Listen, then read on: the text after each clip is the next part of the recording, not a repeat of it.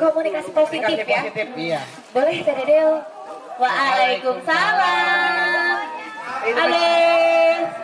Komunikasi yang positif itu adalah cara berkomunikasi yang sifatnya persuasif, ajakan tidak memaksa itu ya.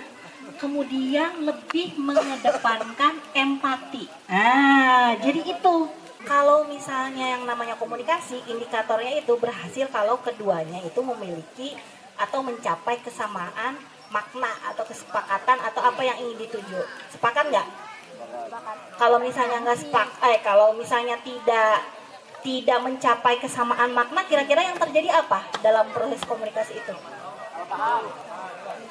Tidak jelas, terhambat, apalagi Tidak sefrekuensi. nggak sefrekuensi. Nah ya, terus salah paham, berantem, akhirnya berkonflik gitu ya, karena tidak mencapai makna yang sama atau tidak mencapai tujuan yang diharapkan bersama. Tepuk salut. Salut, salut. Salut, salut. Salut. Mantap. Salut. Kenalkan, nama saya Hafiz dari RIR ya. Hafiz? Ya. Hafiz Quran ya? Masya Amin. Allah. Amin. Dede aku mau nanya, Iya. untuk komunikasi kan kata Dede komunikasi itu harus sering responsif gitu kan? Iya, betul. Nah, apakah komunikasi dengan orang dewasa sama anak itu berbeda caranya gitu? Nah, biar si anak itu nangkep apa yang kita maksud. Kan kalau misalkan ke orang dewasa itu berbeda ya, kita tinggal ngomong aja dia bisa nangkep langsung. Nah, untuk si anak kan berbeda. Seperti itu, apa yang harus kita lakukan gitu? Wow, tepuk tangan. Iya, terima kasih Hafiz. Pertanyaannya keren. Saya menjawab dalam konteks sebagai ibu sama sebagai orang yang selama ini beraktivitas dengan anak-anak ya. Jadi kalau dengan anak tentu kita perlu metode yang berbeda juga ya.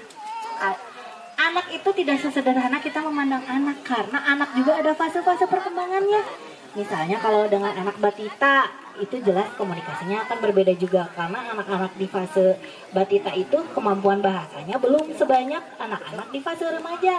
Jadi cara berkomunikasi kita ya kan Bu Eti ya, pasti jangankan ngomong anak itu di fase-fasenya aja cara komunikasinya berbeda. Nah kadang kalau misalnya dengan kakaknya yang remaja, di remaja awal kita itu harus berperan sebagai teman, lebih banyak sebagai teman.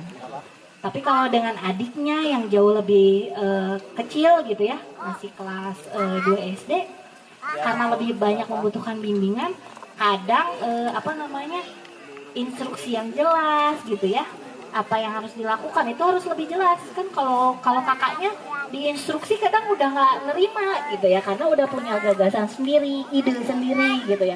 Tapi ketika adiknya itu masih membutuhkan bimbingan, sehingga misalnya dalam berkomunikasi juga perlu distimulasi gitu ya. Kenalkan, nama saya Dinda, saya dari Cikampek. Teh Dinda, halo. Yang saya dapat dari sesi sharing tadi yaitu pengertian dari komunikasi. Komunikasi adalah suatu interaksi antar individu atau kelompok. Gak apa-apa, sama aku juga deg-degan. Sama ya, aku juga deg-degan. Teh Dinda, aku juga deg-degan loh. Gak apa-apa. Jangan jadikan T-Rex sebagai hambatan ya. Oh ini Rex. Untuk mencapai tujuan bersama. Jadi tadi kan komunikasi positif ya, untuk responsif dari kita, terus saling pendapat juga bisa, terus jadi listener juga. Mantap. Makasih. Jadi tadi kalau misalnya ringkas sedikit, komunikasi positif itu yang benar-benar dijadikan poin utamanya empati ya. Empati. Apalagi ke Alif. Empati, kemudian responsif. Unsurnya ya, optimis. Harus yakin. Benar. Yakin bisa. Tidak menghakimi terlebih dahulu ya, jadi pendengar yang baik. udah siapa kiki orang ada yang gitu. Udah kesel duluan teh ya. Oke. Oke, itu ya kali ya. Ya. Mungkin kita tutup aja sesi kali ini. Terima kasih banyak Teh Dede. Semoga bermanfaat semuanya. Amin.